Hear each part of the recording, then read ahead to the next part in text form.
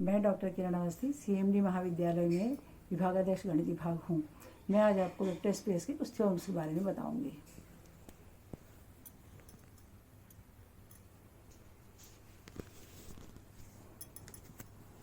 देखिए, थ्योरम्स देखने के पहले हम कुछ डेफिनेशंस देखेंगे।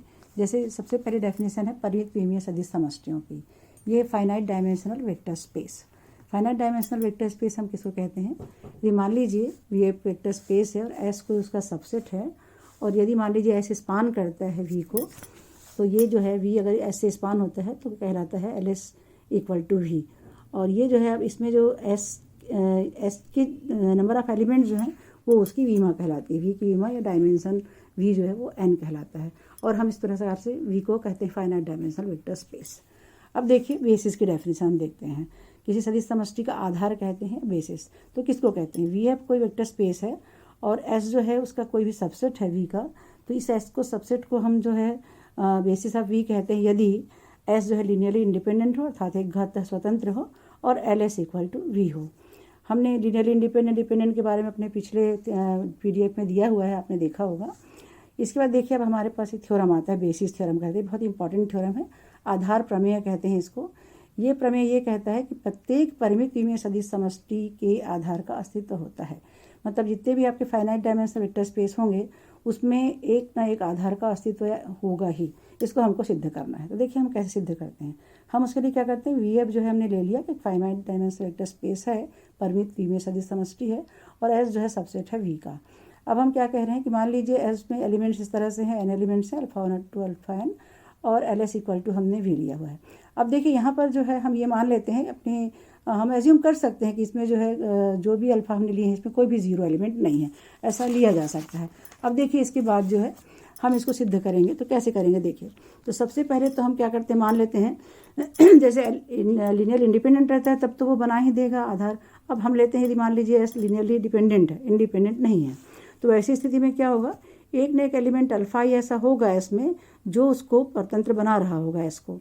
तो उस अल्फा ई को जो है हम देखिए हमने एक थ्योरम पढ़ा है पहले। उस थ्योरम में ये कहता है कि अगर मान लीजिए कोई लीनियरली डिपेंडेंट सेट है तो उसमें कोई एक एलिमेंट होगा ऐसा जिसके कारण जो है डिपेंडेंट होता है, तो वो अपने पूर्व क्रम में आने वाले सदिशों का एक घ संचय होता है। मतलब अपने पूर्व क्रम अल्फा ई को फिर पूर्व क्रम में आने वाले सदिशों के एक घ संचय के रूप में उसको व्यक्त कर सकते हैं। ये एक थ्योरम है, आपने इसको देखा होगा। अब देखिए इसको हम अल्फा आई को लिख देते हैं कि ये B1 अल्फा 1 है, B2 अल्फा 2 है, और ये BI-1 अल्फा I-1। ये थ्योरम से ही हमने लिखा है। ये आई अल्फा आई के पहले कितने एलिमेंट आएंगे, अल्फा I-1 तक के, तो इसका हमने एक घात संचय बना लिया। ये इस तरह से हो गया। अब हम क्या करते हैं कि एस में से हम अल्फा आई को निष्कासित कर देते हैं। तो देखिए ये हमने एस में से अल्फा आई को निष्कासित कर दिया, तो ये बन गया आपका S1। अब S1 में कितने एलिमेंट हो गए देखिए, अल्फा आई निकल गया है यहाँ से, ये अल्फा 1 से अल्फा I-1 तक, फिर अल्फा I+1 से लेकर अल्फा n तक। तो इस तरह से जब एलिमेंट है, अब देखिए हम ये कहते हैं कि मान लीजिए ये जो है आपका लीनियरली इंडिपेंडेंट हो गया, हमने उस एलिमेंट को निकाल दिया जिसके कारण लीनियरली डिपेंडेंट हो रहा था, तो अब ये लीनियरली इंडिपेंडेंट हो गया। लेकिन अब हमको ये बताना पड़ेगा कि LS1 इक्वल टू वी हो। तो LS1 इक्वल टू वी बताने के लिए हम क्या करेंगे, हम जानते हैं LS इक्वल टू वी तो था, पहले हमने लिया था, तो उसमें अल्फा एलिमेंट अगर वी का है तो अल्फा को जो है हम एस के अवयवों के एक घात संचय के रूप में एक्सप्रेस कर सकते हैं। ये तो LS की परिभाषा से ही है। तो ये हमने अल्फा को लिख दिया, ये पहले A1 alpha 1 plus A2 alpha 2 AI alpha, इस तरह से ये हम लिख ही सकते हैं इसको परिभाषा के आधार पर। अब यहाँ क्या करते हैं, अल्फा आई की जगह पर देखिए हमने अल्फा आई की जो वैल्यू लिखी थी, ये आपके पूर्व क्रम में आने वाले सदिशों का एक घात संचय था, ये इसको हम यहाँ पर रख देंगे। तो देखिए इसको हमने यहाँ सब्स्टिट्यूट कर दिया। यहाँ पर रखने के बाद क्या हो जाता है, देखिए ये जो है हम सिंप्लीफाई करते हैं इसको, तो ये अल्फा 1 के एलिमेंट हो गए, अल्फा 2 हो गया, इस तरह से अल्फा I-1। तो अब देखिए यहाँ पर जो बाकी सब तो वही रहेंगे, और इसमें जो है आपका अल्फा आई वाला टर्म निकल गया, अल्फा I-1 और फिर डायरेक्ट अल्फा प्लस I+1 है। तो इस तरह से आप देख रहे हैं कि ये जो है ये अब एक घात संचय किसका है, ये देखिए जैसे A1 है प्लस AI है और इंटू B1 है, ये सब क्या है आपका फील्ड का ही एलिमेंट होगा, ये भी फील्ड का एलिमेंट होगा। इस तरह से ये पूरा जो है ये एक घात संचय जो है S1 के एलिमेंट्स का है, और S1 के एलिमेंट्स का एक घात संचय मतलब क्या हो गया कि अल्फा जो है आपका वो कितना किस में आ जाएगा, वो आपका LS1 में भी आ जाएगा। तो इस तरह से आपको क्या मिल जा रहा है कि LS1 इक्वल टू वी हो जाएगा। जैसे आपने LS इक्वल टू वी बताते हैं उसी प्रकार से ये हो गया। अब यहाँ पर देखिए हम ये कह रहे हैं कि अगर S1 जो है लीनियरली इंडिपेंडेंट है तब तो आपका S1 जो है वो क्या बनाएगा, आधार बनाएगा।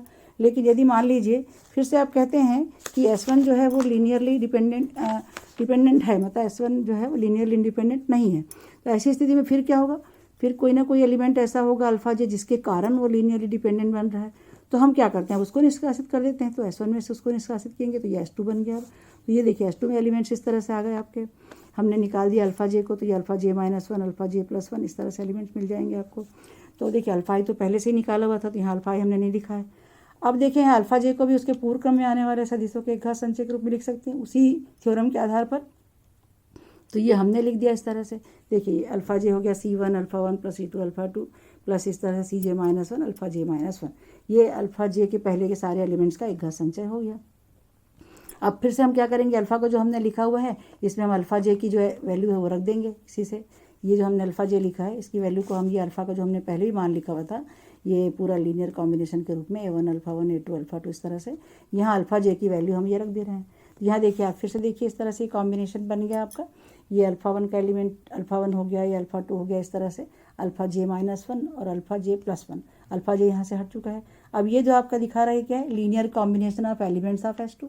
ये S2 के अवयवों का एक घात संचय हो गया। देखिए हमने लिखा है linear combination of elements of S2। तो इस तरह से आपका क्या मिल गया, LS2 = V। अब S2 यदि लीनियरली इंडिपेंडेंट है तो जो S2 है वो बेसिस बनाएगा V का। इस तरह से देखिए इस प्रोसेस को हम करते जाते हैं, रिपीट एंड रिपीट करते चले जाते हैं। अगर मान लीजिए S2 भी लीनियरली इंडिपेंडेंट नहीं है एंड सो ऑन, तो क्या होगा, अल्टीमेटली एक एक एलिमेंट करके हम हटाते चले जाते हैं। तो लास्ट में एक एलिमेंट तो बचेगा। यदि जब हम लिखते हैं उसको S' लिख देते हैं, मान लीजिए हमने इसमें से सारे एलिमेंट्स निकाल दिए, सिर्फ एक एलिमेंट बचा है। अब ये एलिमेंट जो है एक एलिमेंट है और हमने नॉन जीरो एलिमेंट्स लिए थे, मतलब ये एलिमेंट जीरो नहीं है। तो हमने देखिए प्रॉपर्टी ऑफ वेक्टर स्पेस में आपको बताया हुआ है, अपने PDF फाइल में हमने भेजा था उसको, आपने देखा होगा कि अगर कोई नॉन जीरो एलिमेंट होता है और सिंगल एलिमेंट है उसमें तो ये हमेशा लीनियरली इंडिपेंडेंट होता है। तो इस तरह से लीनियरली इंडिपेंडेंट हो जाएगा। और LS' = V तो आपको मिल ही जाएगा, जैसे आप लिखते हैं तो LS' = V मिल जाएगा। और ये आपका ये रहा, और S' लीनियरली इंडिपेंडेंट हो गया, अर्थात क्या हो गया आपका ये S' जो है बेसिस ऑफ V बन गया। अर्थात इस तरह से आप कह सकते हैं कि प्रत्येक फाइनाइट डायमेंशनल वेक्टर स्पेस का कि एक बेसिस का अस्तित्व, एक आधार का अस्तित्व होता है। आज यहीं तक, फिर नेक्स्ट टाइम। Thank you.